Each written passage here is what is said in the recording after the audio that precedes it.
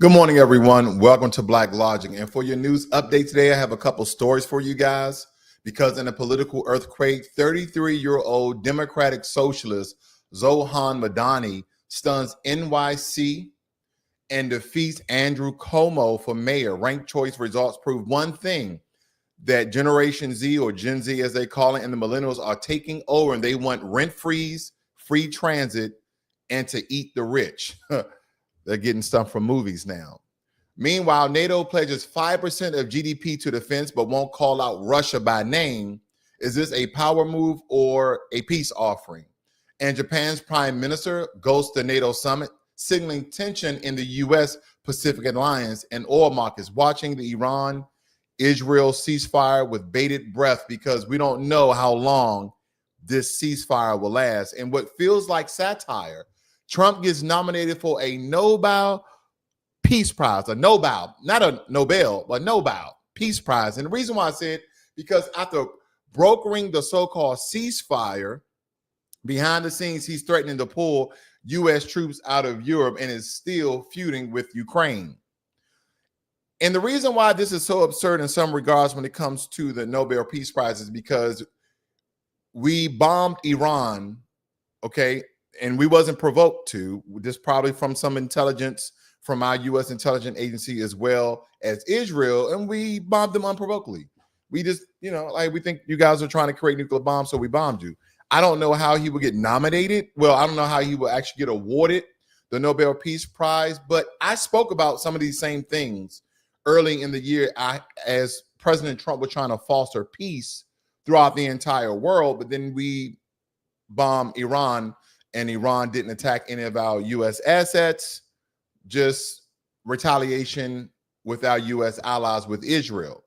But nonetheless, I digress, because I want to jump right into your top story here, fresh off ranked choice counts. A 33-year-old Democratic Socialist, Zohan Mamdani, defeats Andrew Cuomo, securing 45% to Cuomo's 36%. And Cuomo concedes in a shocker. And Mamdani's platform, rent freezes, okay? That's one thing that a lot of New Yorkers want. It's very, very expensive to live in New York and as well as California.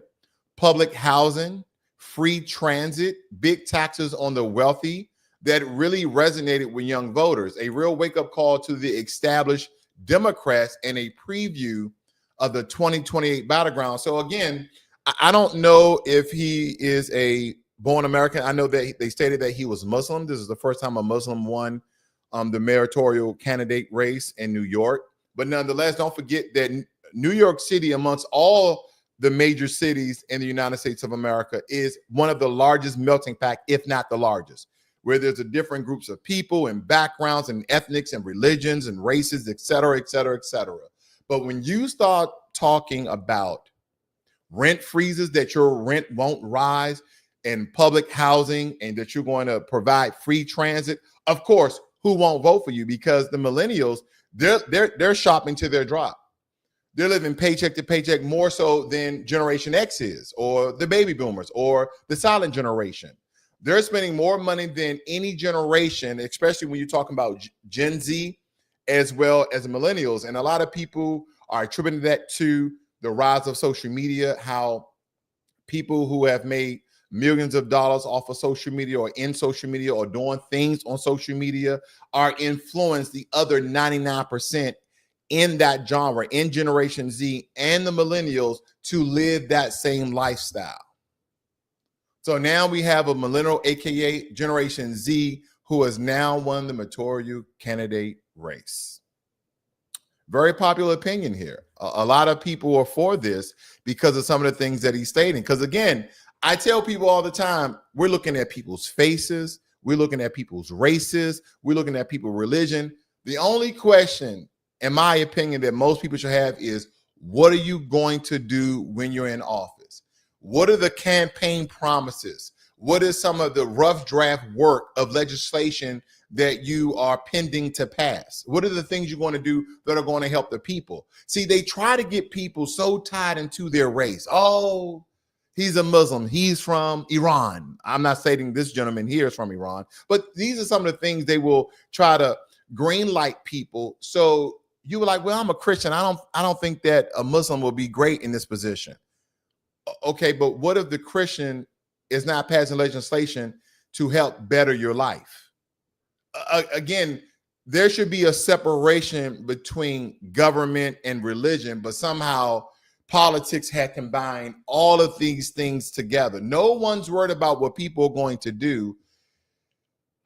People are just worried about how people look. Wow. Meanwhile, at the Hague summit, the NATO leaders pledged 5% of GDP on defense by 2035, including 3.5% for forces and 1.5% for infrastructure, an ironclad commitment to Article 5. Now, in Russia, a notable change from previous commitments, tensions simmering between unity and diplomatic cautions. And we're going to talk about the relationship, okay, guys? We're going to talk about the relationship between Russia as well as Ukraine, because I think that's very important to understand. And I'll just let the cat out the bag very early here, that Russians and Ukrainians are the same people. That's the only hint I'll give you guys, because again, we're going to break that down so you guys can understand exactly what I'm referring to. The Japanese Prime Minister, Ishiba, pulled out of the NATO summit at the last second alongside other Indo-Pacific leaders.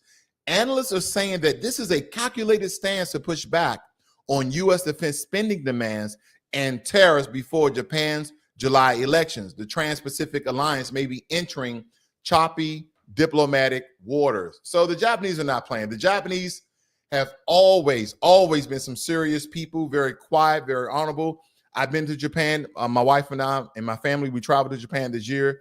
It's my second time in the region. I was actually stationed there years ago in Okinawa, Japan, as a U.S. Marine. But nonetheless, Japan is, especially Okinawa, is a beautiful country that Japan essentially conquered, because Okinawans are actually different than Japanese people. Okinawans are the indigenous people of that island, but I digress. There's another history that I can probably do a segment on.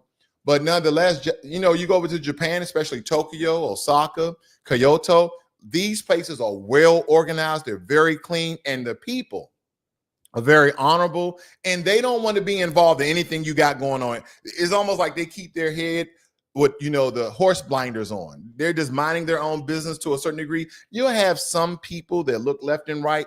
And when we was in Tokyo and we was walking down the street, my wife and my son, we was just, you know, looking around, and we saw some people in like, you know, like jumpsuits, like black guys used to wear back in the day, like cashmere or velour, you know, sweatsuits and things of that nature, people popping out of black trucks. And my wife was like, babe, what's that going on? I said, that's a Japanese Yakuza.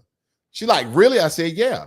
And the only people that was wearing suits are the people who was getting out, but they had tattoos on their neck, tattoos here. It was a sight to see, but they was right downtown in Tokyo, Japan. And them, you know, the Yakuza, the Japanese mafia, etc. These guys, listen, they don't bother nobody. They, whatever they're doing in the underworld, but they don't bother tourists. They don't bother anybody, but do not bother them. Okay. You see them, it's a marvel, you move on. But to this point, the Japanese have always been strategic and long-thinking people, just as well as the Chinese. And that's just to their prowess, okay? That was to their intelligent prowess of how forward-thinking they are. And they don't do anything, in my opinion, without meaning.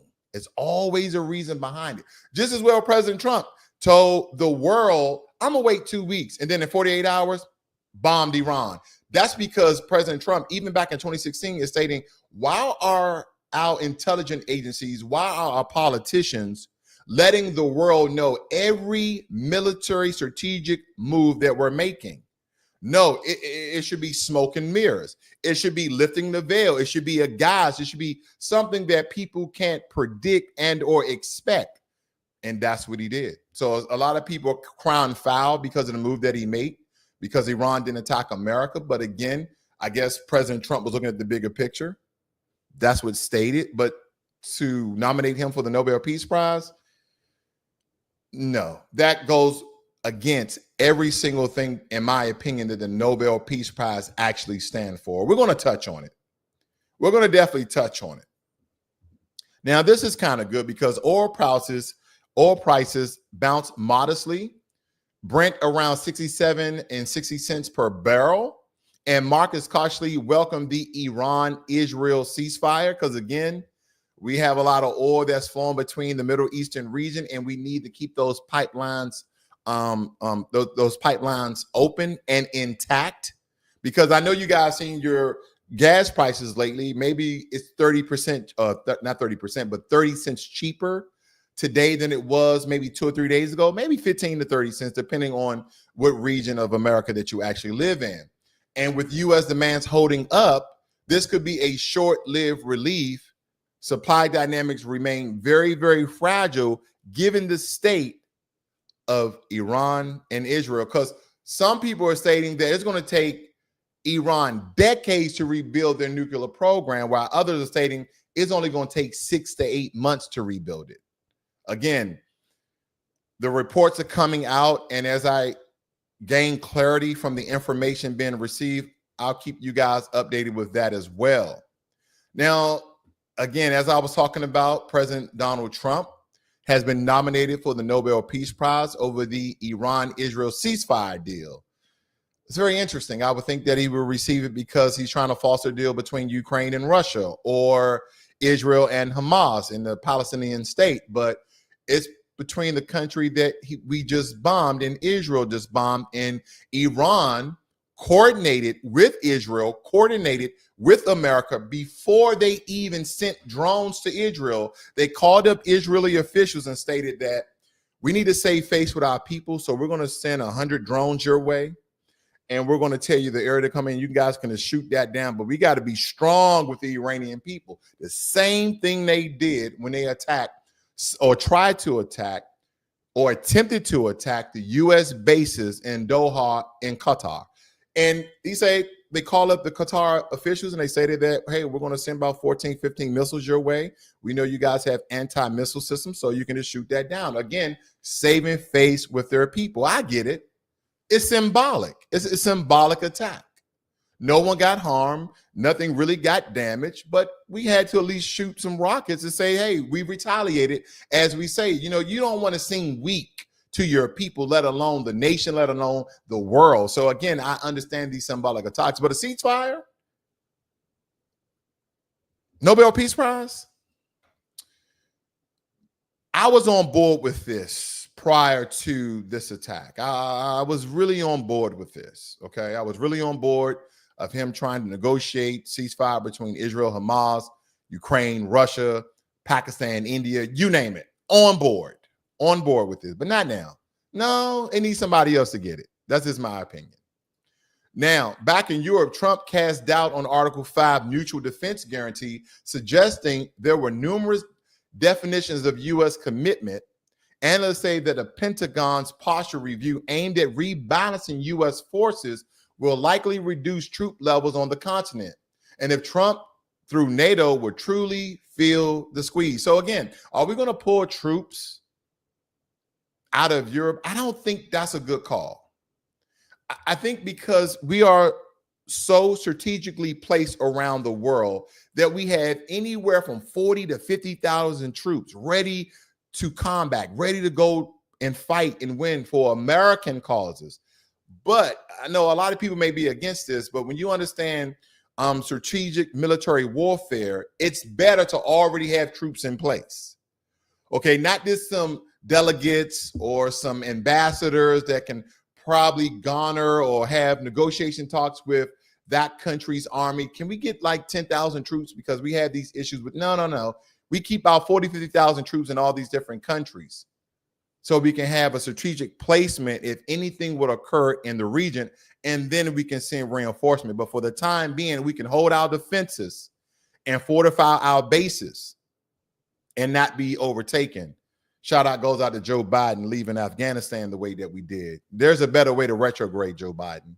I just want to point that out because that was definitely despicable when you think about how we pulled out of Afghanistan, leaving many people and billions of dollars of military equipment behind. I know that a lot of Americans were definitely flabbergasted behind that.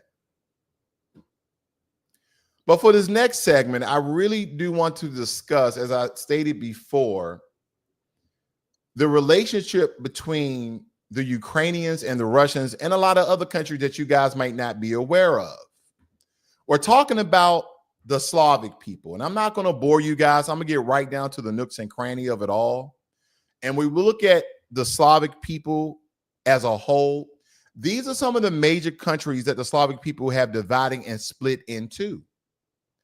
And I don't really think that this gets the notoriety and the publicity that it needs to get when you have powers like Ukraine and Russia going to war with one another. I don't really think people understand the vast history that these two countries have and the origin of the people and how, kind of how they derive from, because the Slavs, as they call them, are an ethno-linguistic group whose roots trace back to around the early first millennia.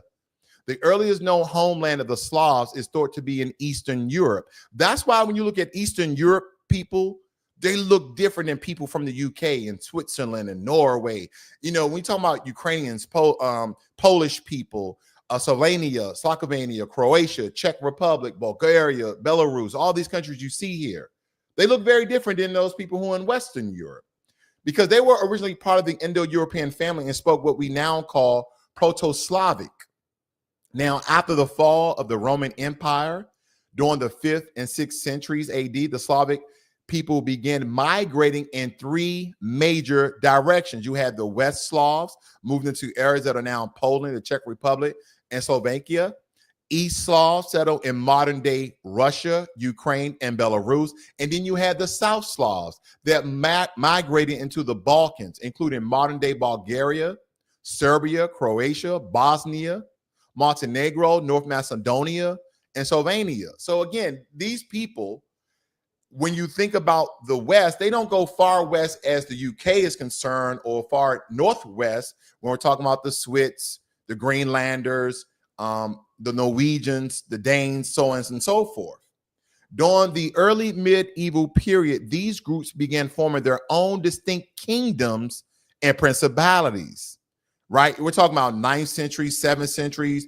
Back in, the 7th century, you had the Polish kingdom that emerged under the Piast dynasty. And you have the Serbians, Croatian principality emerged in the Balkans, becoming powerful in the medieval period. And when we talk about the religious and cultural divergence, the way how Christians kind of formed out of these different Slavic groups, because the Slavic peoples also contributed to their division. You had the Western Slavs, the Poles, the Czechs, the Slovaks were converted by Latin-speaking Catholic missionaries. The Eastern Slavs, the Russians, the Ukrainians, and Belarusians were converted by Greek-speaking Orthodox missionaries. And the South Slavs were split.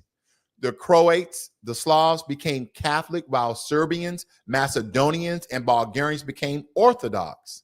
And then we really start getting to the invasions that kind of created certain empires between the 13th and 19th century. You have the Mongol invasion that was during the 13th century that devastated Rus, causing the fragmentation of the East Slavic lands, and Russia later emerged under Moscow leadership.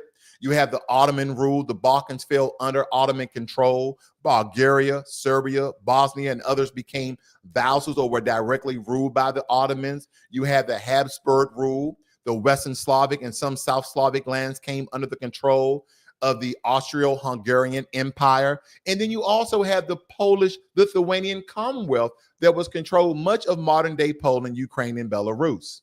And last but not least, the Russian Empire, which expanded to include most East Slavic and some South Slavic territories. And we come to modern day nation states and splits between the 19th and 21st centuries. We have nationalism and independence because in the 19th century, national movements inspired the formation of independent Slavic nations. Serbia, 1878, Bulgaria, 1908. Montenegro broke from the Ottoman control. Poland regained independence in 1918, and after being partitioned for over a century, the Czechoslovakian and the Yugoslavian were created after World War I. And during the Soviet era of the 20th century, many Slavic nations were incorporated into or controlled by no other than the USSR. Ukraine, Belarus, and Russia were Soviet republics. Poland and Czechoslovakia and Bulgaria became satellite states. Again, the USSR, also known as the Soviet Union, Ukraine, Belarus, and Russia, and of course, some of those satellite states I just mentioned. Now, post-Soviet breakup and Balkan Wars, in 1991, the USSR dissolved, leading to independent nations like Russia, Ukraine, and Belarus. 1990, Yugoslavia dissolved into Slovenia, Croatia, Bosnia, North Macedonia, Montenegro, Serbia, and later Kosovo. There's been so many splits between this one group of people. Then you have modern Slavic countries today: the Western Slavs, Poland, Czech Republic, Slovenia; East Slavs, Russia, Ukraine, Belarus; South Slavs, Slovenia, Croatia, Bosnia, Herzegovina, Serbia, Montenegro, North Macedonia, Bulgaria. Each of these countries has its own distinct dialect, tradition, and cultural identities today, though they share deep linguistic and historical roots. Why is that? Because all of these people are the same. All of these people derive from one group of people called the Slavics. Just as well, when you look at people that are from India, Pakistan, Bangladesh, they all derive from one group of people. So when I look at the Ukraine-Russian war, it's like a long lost brothers fighting against one another. That's why I think when we read stories about the tension between Russia and how they wasn't even brought up, you know, in a lot of these news stories when it comes to here, but no condemnation of Russia's war in Ukraine, because of these are two brothers fighting. See, a little bit of history always provide context. So a lot of people who may not understand or know why these two countries are fighting is because Russia, for one point, did, in fact, historically had control of Crimea, which is an island. Russia now controls Crimea again, but that was under Ukraine's rule. And this was kind of formulated during the Soviet Union, right? Soviet Union was very powerful because you had all of these people, all these different land masses that again derive from the same group of people. Then they divide into all these East, West, and South Slavic people, joining up together again to form one of the most powerful nations, the Soviet Union, similar to who? The United States of America. That's why when I listen to leaders like Julius Malema out of South Africa, a lot of people don't like him, what he stands for, some of the inflammatory language that he used, but something he said, very generic, but very powerful. He basically stated, what if we had the United States of Africa? I want you guys to think about that. Africa would be very, very powerful with all of their resources combined together in a nation state and be very similar to the Soviet Union and or be very similar to the United States of America, where these presidents now become governor and you elect a new president that governs over Africa as a whole. Think about that. An entire continent unified. That'd be very powerful. But again, I just want to give you guys just a quick breakdown in history of the so-called Slavic people, okay? Their homeland and how they kind of went out in different origins there. I know that that graphic is kind of cut off, but I just want to show you how they were once one people that was formed together. It's kind of like your family. You know, you grow up in a household, it was 5 of us, it was 6 of us. And then people got older, people got more mature, people went off to college, they went to, you know, get careers. And then they started their own families. Same difference here. I'm just going to read some of your comments. I haven't read some of your comments in a while. Good morning, Volvo. Jermaine Anderson. B1 to you as well, good brother. We have Devin Haley in the room. Good morning to you as well. And of course, if you're new to Black Logic, hit that subscribe and like button. But nonetheless, I thank you guys for joining me. You guys have a great and wonderful day. This is Black Logic.